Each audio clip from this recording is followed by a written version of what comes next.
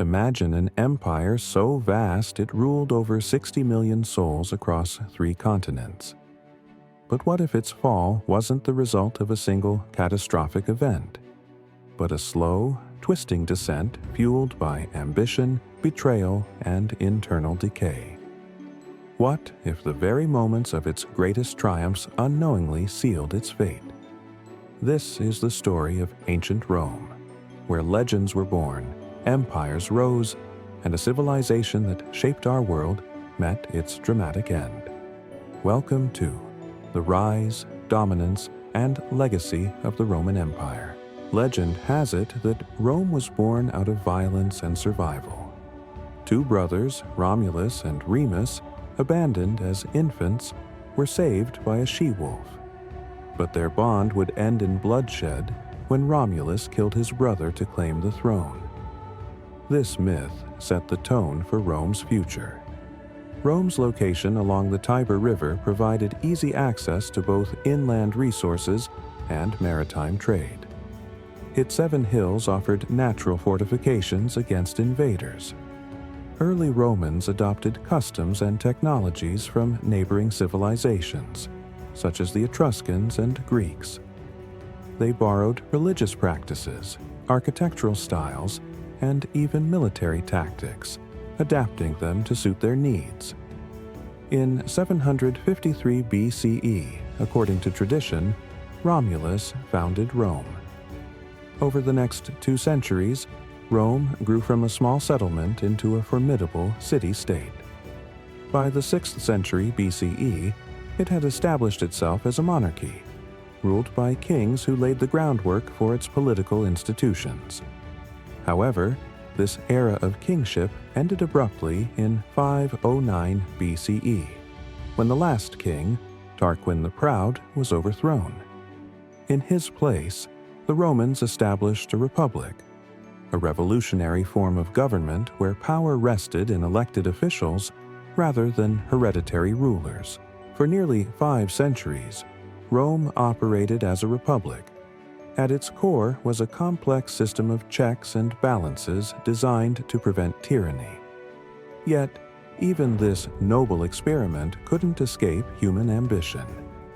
The Roman Republic was governed by 3 key bodies: the Senate, which advised magistrates and controlled finances; the assemblies, where citizens voted on laws and elected officials; and the magistrates, including consuls, praetors, and quaestors, who held executive power. This tripartite structure aimed to distribute authority evenly, ensuring no single individual could dominate the state.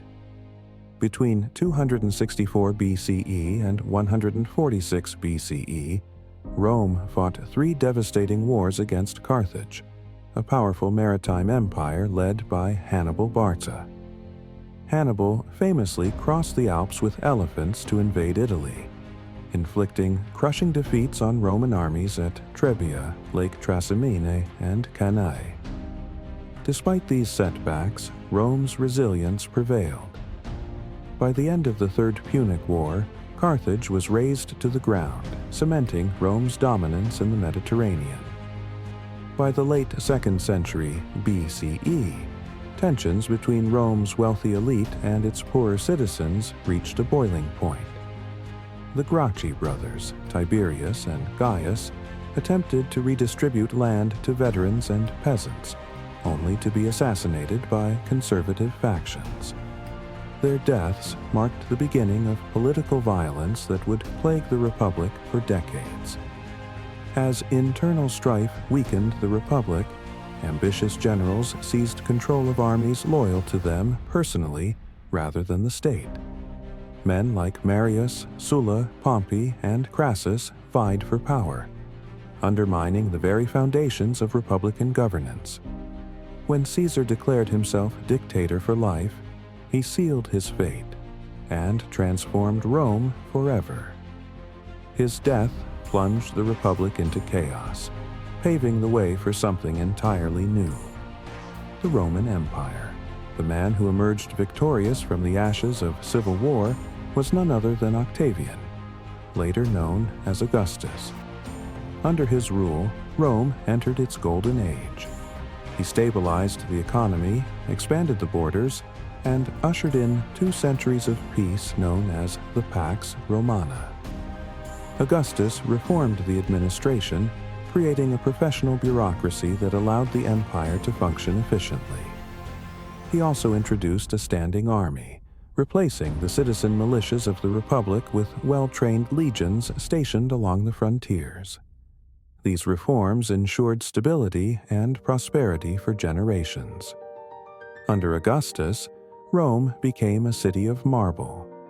He rebuilt temples, constructed aqueducts to supply fresh water, and commissioned iconic structures like the Pantheon. Roads connected every corner of the empire, facilitating trade and communication. The Augustan age saw a cultural renaissance. Poets like Virgil and Horace celebrated Roman values, while historians like Livy chronicled the nation's past. Art and architecture reflected a blend of Greek elegance and Roman practicality. Trajan pushed the empire to its territorial zenith, conquering Dacia and Mesopotamia. Hadrian focused on consolidation, building defensive structures like Hadrian's Wall in Britain. Marcus Aurelius, philosopher-emperor, faced constant threats from barbarian tribes, yet maintained the empire's integrity until his death in 180 CE. In 312 CE, Emperor Constantine claimed victory after seeing a vision of the Christian cross before the Battle of Milvian Bridge. His Edict of Milan granted religious tolerance, allowing Christianity to spread rapidly. By the end of the 4th century, it had become the dominant faith of the empire. The decline of Rome wasn't sudden. It was a slow decay, like sand slipping through an hourglass. By the 3rd century CE, the empire faced hyperinflation, plagues, and constant warfare. Diocletian tried to stabilize things with tetrarchy, dividing power among 4 rulers. But unity proved elusive. Barbarian invasions intensified as Germanic tribes pressed against the northern borders. The Visigoths sacked Rome in 410 CE, marking the first time the Eternal City had fallen to foreign enemies in 800 years. Meanwhile, economic collapse crippled the Western Empire, leaving it unable to defend itself. In 395 CE, Emperor Theodosius divided the empire between his sons.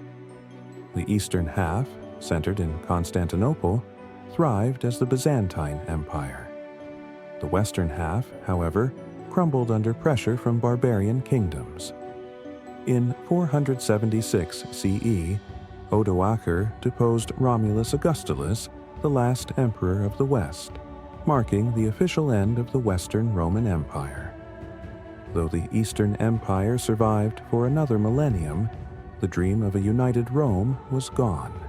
Though Rome fell, its legacy endures.